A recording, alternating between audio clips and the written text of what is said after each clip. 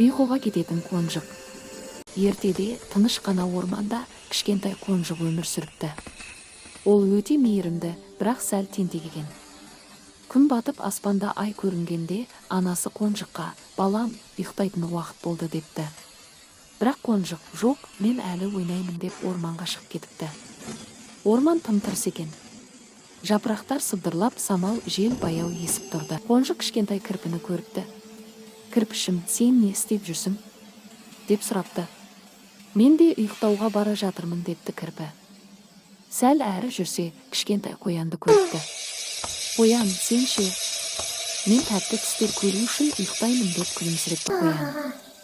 Қонжық ойланып қалыпты. Бәрі ұйықтауға бара жатыр екен ғой. Сол кезде ай жарығы қонжықтың үстіне түсіп, жүрегін жылытқандай болыпты.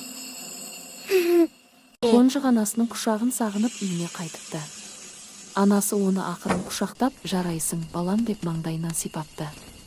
Қонжық жұмсақ төсекке жатып көзін жайлап жұмыпты. Ол тәтті түс көріп, терең ұйқыға кетіпті. Ертегі соңы. Қайырлы түн, балақай.